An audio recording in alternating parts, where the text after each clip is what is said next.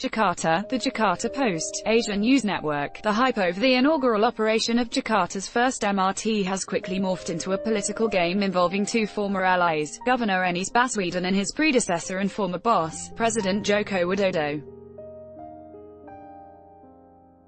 While the two political leaders seem amicable in many of their public appearances together, including when they were inaugurating the MRT over the weekend, they both have made statements that observers say could be interpreted as subtle political jabs. Mr. Joko, better known by his nickname Jokowi, has time and again talked about his infrastructure drive on the campaign trail. Last Thursday, March 21st, he made a claim that the major transportation project was the result of his political decision, along with that of his former deputy, Mr. Basuki Cahayapurnama, who was also Mr. Anies' rival in the 2017 gubernatorial election. The president also reportedly failed to mention Mr. Anies' role during the MRT inauguration, prompting criticism from Gerindra politicians who accused Mr. Joko of downplaying the governor's contributions to the project. Only hours after the inauguration, Mr. Anies posted on his Facebook and Instagram accounts a love letter for MRT workers, saying that the applause given by the public during the inauguration was dedicated to no one but the workers. He wrote, "Today you might be at home, watching the inauguration only via television screens and not directly witnessing the result of your hard work. But let me emphasize that the thunderous applause during the inauguration was actually for you." In another statement that generated speculation, Mr. Anies on Tuesday criticized members of the Jakarta Legislative Council, which is dominated by pro-Jokowi parties and led by Indonesian Democratic Party of Struggle (PDIP) politician Prasetya Marsudi, for allegedly taking politics into account when determining the MRT fares.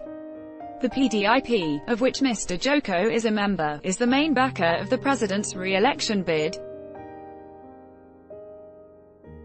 Mr. Anies said he opposed the council's decision to lower the average fare from 10,000 rupiah (95 Singapore cents) per 10 kilometers as proposed by the Jakarta administration to 8,500 rupiah, which he insinuated was motivated by politics.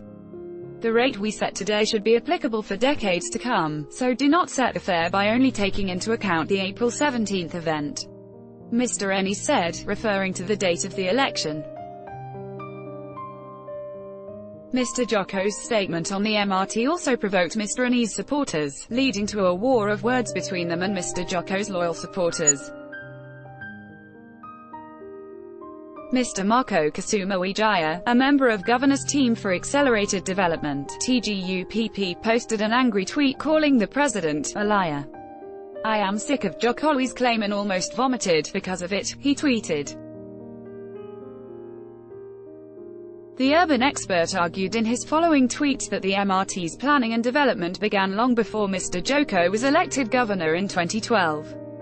The groundbreaking of the MRT's first phase, which runs 15.7 kilometers from Lebak Bulus in South Jakarta to the Hotel Indonesia traffic circle in central Jakarta, he emphasized, took place under then-Governor Fauzi Bowo's leadership.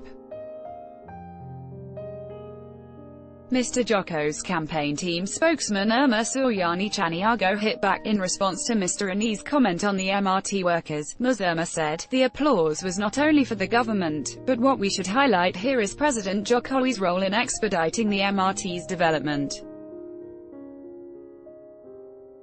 If he did not execute the plan, the MRT would not be here today."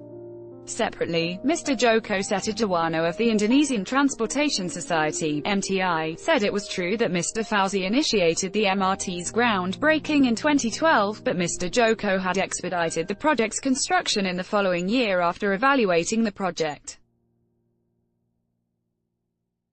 He said Mr. Joko went the extra mile to ensure project continuity by changing the board of directors of MRT operator PT MRT, Jakarta.